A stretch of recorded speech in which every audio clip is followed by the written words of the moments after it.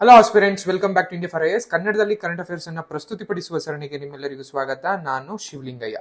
So ನಾವು ಇವತ್ತು discuss ಮಾಡ್ತಿರುವಂತಹ topic ಬಂದು ಜಿನೋಮ್ ಇಂಡಿಯಾ ಪ್ಲಾನ್ ಅಥವಾ ಜಿನೋಮ್ ಇಂಡಿಯಾ ಯೋಜನೆ ಅನ್ನುವಂತಹ ಒಂದು ಯೋಜನೆಗೆ ಸಂಬಂಧಿಸಿದಂತಹ ಮಾಹಿತಿಯನ್ನ ಈ ವಿಡಿಯೋದಲ್ಲಿ.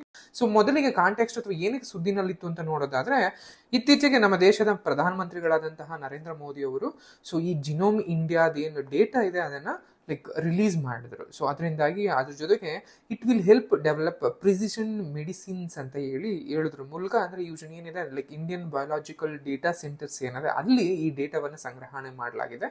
ಸೊ ಈ ಜಿನೋಮ್ ಇಂಡಿಯಾದಿಂದಾಗಿ ಹೇಗೆ ಒಂದಷ್ಟು ಉಪಯೋಗ ಆಗಿದೆ, ಅದ್ರ ಜೊತೆಗೆ ಈ ಜಿನೋಮ್ ಇಂಡಿಯಾವನ್ನ ಅಥವಾ ಜಿನೋಮ್ ಏನ್ ಡೇಟಾ ಇದೆ ಸೆಲೆಕ್ಷನ್ ಡೇಟಾವನ್ನ ಕಲೆಕ್ಟ್ ಮಾಡೋದಿದೆ, ಇದ್ರ ಜೊತೆಗೆ ಭಾರತ ಕೂಡ ಒಂದು ಪ್ರಭಾವಶಾಲಿ ರಾಷ್ಟ್ರಗಳಲ್ಲಿ ಒಂದು ಮುನ್ನುಗ್ತಾಯಿಗಳನ್ನ ಹೇಳಲಾಯಿತು. ಈ ಜಿನೋಮ್ ಇಂಡಿಯಾ ಯೋಜನೆಯನ್ನ ಅಥವಾ ಜಿನೋಮ್ ಇಂಡಿಯಾ ಯೋಜನೆ ಏನಿದೆ ಇದನ್ನ ಜನವರಿ 2020 ಶುರು ಆಗಲಾಯಿತು. ಇದೊಂದು ಯೋಜನೆಯನ್ನ 2025 ಮಾಡಲಾಯಿತು. ಬಟ್ ಇದ್ರ ಉದ್ದೇಶ ಏನಂತ ಅಂದ್ರೆ, ದೊಡ್ಡ ಪ್ರಮಾಣದ ಜಿನೋಮ್ ಅನುಕ್ರಮದ ಮೂಲಕ ಭಾರತೀಯರು ಏನಿದ್ದಾರೆ ಅಥವಾ ಭಾರತದ ಜನಸಂಖ್ಯೆ ಏನಿದೆ ಅವರ ಒಂದು ಆನುವಂಶಿಕವಾದಂತಹ ವೈವಿಧ್ಯತೆಯನ್ನ ಡಿಕೋಡ್ ಮಾಡುವಂಥದ್ದು ಈ ಒಂದು ಯೋಜನೆಯ ಉದ್ದೇಶವಾಗಿರುತ್ತೆ. ಸೊ ಅಂದ್ರೆ catalogue of genetic variations in the Indian population, ಅಂದ್ರೆ ಜೆನೆಟಿಕ್ ಅಂತ ನಾವೇನ್ ಕರಿತೀವಿ ಅಥವಾ ಈ ವಂಶವಾಹಿಗಳು ಅಂತ ನಾವೇನ್ ಕರಿತೀವಿ, ಇದರ ಒಂದು ಅನುಕ್ರಮವನ್ನ ಕಂಡುಹಿಡಿಯುವಂಥದ್ದು ಅಥವಾ ಈ ಒಂದು ಒಂದ್ ಕಡೆ ಡೇಟಾವನ್ನ ಕಲೆಕ್ಟ್ ಮಾಡುವಂತಹ ಒಂದು ಕೆಲಸವನ್ನ ಮಾಡಲಾಯಿತು. ಅದ್ರ ಜೊತೆಗೆ ಇಲ್ಲಿ establish reference genome for Indians ಅಂತ, ಅಂದ್ರೆ ಇಂಡಿಯನ್ನರಿಗೋಸ್ಕರ ಈ ಜಿನೋಮ್ಗಳ ಒಂದು ರೆಫರೆನ್ಸ್ ಅನ್ನು ಶುರು ಮಾಡುವಂಥದ್ದು. ಈ ಜೆನೆಟಿಕ್ ವೇರಿಯೇಷನ್ಸ್ ಏನಿದೆ ಅಂದ್ರೆ that are unique to India, ಅಂದ್ರೆ ಭಾರತಕ್ಕೆ ಮಾತ್ರ ಅನ್ಯೋನ್ಯವಾಗಿರುವಂತಹ ಈ ಜೆನೆಟಿಕ್ ಅಥವಾ ವಂಶವಾಹಿದಲ್ಲಿ ವೇರಿಯೇಷನ್ಸ್ ಏನಿವೆ, ತಳಿಗಳೇನಿವೆ, ಸೊ ಅದನ್ನ ಮಾಡುವಂಥದ್ದು. ಅದ್ರ ಜೊತೆಗೆ ಈ ಒಂದು ರಿಸರ್ಚ್ ಅಂಡ್ ಡಯಾಗ್ನೋಸ್ಟಿಕ್ಗೆ ಅಥವಾ ಇದಕ್ಕೆಲ್ಲರಿಗೂ ಕೂಡ ಒಂದು ಹೆಲ್ಪ್ ಆಗೋ ರೀತಿಯಲ್ಲಿ ಒಂದು ಪ್ರಾಜೆಕ್ಟ್ ಅನ್ನು ಶುರು ಮಾಡುವಂಥದ್ದು ಈ ಒಂದು ಯೋಜನೆ ಅಂದ್ರೆ ಜಿನೋಮ್ ಇಂಡಿಯಾ ಯೋಜನೆಯ ಉದ್ದೇಶವಾಗಿರುತ್ತೆ. ಸೊ ಇದನ್ನ ಯಾವಾಗ ಮುಗಿಸ್ತಾರೆ ಅಥವಾ ಯಾವಾಗ ಮುಗಿಸೋದಕ್ಕೆ ಇದಾಗಿದ್ದು ಅಂದ್ರೆ ಯೂಶಲಿ ಕೋವಿಡ್ ಸಮಯದಲ್ಲೇ ಅದನ್ನ ಶುರು ಮಾಡಿ ಕ್ಲೋಸ್ ಮಾಡ್ಬೇಕು 2020 ಅಂತ ಇದಾಯ್ತು. ಬಟ್ 2020 ಲಾಕ್ಡೌನ್ಗಳಾಗಿರ್ಬೋದು ಅಥವಾ ಕೋವಿಡ್ ನ ಲಾಕ್ಡೌನ್ಗಳಾಗಿದ್ದು ಇದೆಲ್ಲದರಿಂದಾಗಿ 2024 ಇದನ್ನ ಪೂರ್ಣಗೊಳಿಸಲಾಯಿತು. ಸೊ ಇದು ನಿಮಗೆ ಜಿನೋಮ್ ಇಂಡಿಯಾ ಯಾವಾಗ ಶುರು ಆಯ್ತು 2020. ಸೊ ಯಾವಾಗ ಅದನ್ನ ಪೂರ್ಣಗೊಳಿಸಲಾಯಿತು, ಕಂಪ್ಲೀಟ್ ಮಾಡಲಾಯಿತು ಅಂದ್ರೆ 2024. ಸೊ ಅದ್ರ ಜೊತೆಗೆ ಏನಿದ್ರ ಉದ್ದೇಶ ಅಂತ ಅಂದ್ರೆ, ದೊಡ್ಡ ಪ್ರಮಾಣದಲ್ಲಿ ಜಿನೋಮ್ಗಳ ಏನಿದೆ ಸೊ ಅದು ವಂಶವಾಹಿಗಳು ಅಂತ ನಾವೇನ್ ಕರಿತೀವಿ, ಆ ಅನುಕ್ರಮದ ಮೂಲಕ ಭಾರತೀಯ ಜನಸಂಖ್ಯೆಯ ಒಂದು ಆನುವಂಶಿಕ ವೈವಿಧ್ಯತೆಯನ್ನ ಡಿಕೋಡ್ ಮಾಡುವಂಥದ್ದು ಈ ಒಂದು ಯೋಜನೆಯ ಉದ್ದೇಶವಾಗಿರುತ್ತೆ. ಇಂಗ್ಲಿಷ್ ಹೇಳೋದಾದ್ರೆ create A catalogue of genetic variation in the Indian population, ಅದ್ರ ಜೊತೆಗೆ establish A reference genome for Indians ಅನ್ನುವಂಥದ್ದು ಈ ಒಂದು ಯೋಜನೆಯ ಒಂದು ಉದ್ದೇಶ. ಸೊ ಇಂದು ಈ ಯೋಜನೆಯ ಉದ್ದೇಶಗಳು ಯಾವ್ಯಾವು, ಆ ಯೋಜನೆಯಿಂದ ಏನಿಲ್ಲ ಅಂತ ನೋಡಿದಾಗ ಜೀನೋಮ್ನ ಒಂದು ಅನುಕ್ರಮ ಅಂತ ಕರಿತೀವಿ. ಅಂದ್ರೆ ಯೂಶಲಿ 99 ಜನಾಂಗೀಯ ಅಂದ್ರೆ ರೇಷಿಯಲ್ ಗ್ರೂಪ್ಸ್ ಏನಿದಾವೆ, ಜನಾಂಗೀಯ ಗುಂಪುಗಳ 10,074 ಜಿನೋಮ್ಗಳ ಒಂದು ಅನುಕ್ರಮವನ್ನ ಕೈಗೊಳ್ಳಲಾಯಿತು. ಸೊ ಇದ್ರ ಜೊತೆಗೆ ಅಂದ್ರೆ ರಫ್ಲಿ ಅರೌಂಡ್ 10,000 ಅಂತ ನಾವೇನ್ ಕರಿತೀವಿ, 10,000 ಇಂಡಿಯನ್ಸ್ ಅಂದ್ರೆ 10,000 ಭಾರತೀಯರ ಒಂದು ಜಿನೋಮ್ ಅನುಕ್ರಮಗಳನ್ನು ಒಳಗೊಂಡಿರುವಂತಹ ಒಂದು ದತ್ತಾಂಶ ಅಂತ ನಾವೇನ್ ಕರಿತೀವಿ, ಡೇಟಾ ಅಂತ ಏನ್ ಕರಿತೀವಿ, ಅದನ್ನ ಈಗಿನ ಒಂದು ಭಾರತೀಯ ಜೈವಿಕ ದತ್ತಾಂಶ ಕೇಂದ್ರದಲ್ಲಿ ಸ್ಟೋರ್ ಮಾಡಲಾಗಿದೆ. ಇದು ಬೇಸಿಕ್ ಆಗಿ.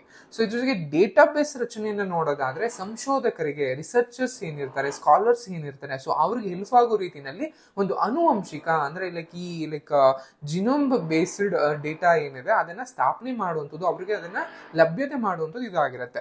ಈ ಜೊತೆಗೆ ಸಾರ್ವಜನಿಕ ಆರೋಗ್ಯಕ್ಕಾಗಿ ಅಂದ್ರೆ ಈ ಜಿನೋಮ್ಗಳನ್ನ ಬಳಸ್ಕೊಳ್ಳೋದ್ರ ಮೂಲಕ ಇಲ್ಲಿನ ವಂಶವಾಹಿಗಳಿಗೆ ಅಥವಾ ಭಾರತೀಯರಿಗೆ ಒಂದು ಪರ್ಫೆಕ್ಟ್ ಆಗಿ ಸೂಟ್ ಆಗುವಂತಹ ಕ್ಲಿನಿಕಲ್ ಬೇಸ್ಡ್ ಮೆಡಿಸಿನ್ಸ್ ಏನಿದೆ ಅಂದ್ರೆ ನಿಖರ ಔಷಧ ಅಂತ ಕರಿತೀವಿ, ಅಂದ್ರೆ ಪ್ರಿಸೈಸ್ ಮೆಡಿಸಿನ್ ಅಂತ ನಾವೇನ್ ಕರಿತೀವಿ, ಅದಕ್ಕೆ ಅದ್ರ ಜೊತೆಗೆ ಉದ್ದೇಶಿತ ಕ್ಲಿನಿಕ್ ಮೀಡಿಯೇಷನ್ಸ್ ಏನಿರುತ್ತೆ ಇದರಲ್ಲಿ ಸಂಭಾವ್ಯತ ಆದಂತಹ ಒಂದು ಪ್ರಯೋಜನವನ್ನ ಪಡೆಯುವಂಥದ್ದು ಇದೊಂದು ಇದಾಗಿರುತ್ತೆ. ಸೊ ಈ ಯೋಜನೆಯಲ್ಲಿ ಎಷ್ಟು ತರಹದ ಮಾದರಿ ಅಂದ್ರೆ ಅರೌಂಡ್ 19,000 ರಕ್ತದ ಮಾದರಿಗಳ ಸಂಗ್ರಹವನ್ನು ಮಾಡಲಾಯಿತು. ಸೊ ಆ ಮೂಲಕ ಭವಿಷ್ಯದ ಸಂಶೋಧನೆಗಾಗಿ ಜಿನೋಮ್ ಇಂಡಿಯಾ ಬಯೋ ಬ್ಯಾಂಕ್ ನಲ್ಲಿ ಈ ಮಾದರಿಗಳನ್ನ ಸಂಗ್ರಹಿಸಿ ಮಾಡಲಾಯಿತು. ಈ ಮೊದಲ ಹಂತದಲ್ಲಿ ಮೊದಲಿಗೆ 5,750 ಮಾದರಿಗಳ ಒಂದು ವಿವರವಾದಂತಹ ಗುಣಮಟ್ಟದ ಪರಿಶೀಲನೆಗಳು ಅಥವಾ ಜಂಟಿ ಜಿಯೋ ಟೈಪಿಂಗ್ ಅಂತ ನಾವೇನ್ ಕರಿತೀವಿ ಇವೆಲ್ಲವನ್ನು ಕೂಡ ಕೈಗೊಳ್ಳಲಾಗುತ್ತೆ. ಅಂಡ್ ಭಾರತೀಯ ಜನಸಂಖ್ಯೆಗೆ ಅಥವಾ ಭಾರತೀಯರಿಗೆ ವಿಶಿಷ್ಟವಾದಂತಹ ಒಂದು ಅಪರೂಪದ ಆನುವಂಶಿಕ ವ್ಯತ್ಯಾಸಗಳನ್ನ ಗುರುತಿಸುವಂತದ್ದು ಈ ಮೊದಲ ಹಂತದಲ್ಲಿ ವಿಶ್ಲೇಷಣೆ. ಸೊ ಒಂದು ಈ ಯೋಜನೆ ಮಹತ್ವವನ್ನು ನೋಡೋದಾದ್ರೆ ಇದನ್ನ ನಾವು ಜೈವಿಕ ತಂತ್ರಜ್ಞಾನದ ಒಂದು ಕ್ರಾಂತಿ ಅಂತಾನೆ ಭಾವಿಸ್ತೀವಿ. ಅಂದ್ರೆ ಜೈವಿಕ ತಂತ್ರಜ್ಞಾನ ಏನಿದೆ ಅದರಲ್ಲಿ ಇದನ್ನ ಒಂದು ಕ್ರಾಂತಿ ಅಂತಾನೆ ಭಾವಿಸ್ತೀವಿ. ಅದ್ರ ಜೊತೆಗೆ ಜೈವಿಕ ತಂತ್ರಜ್ಞಾನವನ್ನ ಮುಂದುವರಿಸುವಲ್ಲಿ ಮತ್ತು ವೈವಿಧ್ಯಮಯ ಆನುವಂಶಿಕ ಸಂಪನ್ಮೂಲಗಳನ್ನು ರಚಿಸುವಲ್ಲಿ ಈ ಒಂದು ಯೋಜನೆ ಮಹತ್ವದ ಮೈಲಿಗಲ್ಲು ಆಗಿದೆ ಅಂತಾನೆ ನಮ್ಮ ಪ್ರಧಾನಮಂತ್ರಿಗಳು ಈ ಒಂದು ಡೇಟಾವನ್ನ ರಿಲೀಸ್ ಮಾಡೋ ಸಮಯದಲ್ಲಿ ಹೇಳಿದಂತ ಮಾತಾಗಿದೆ.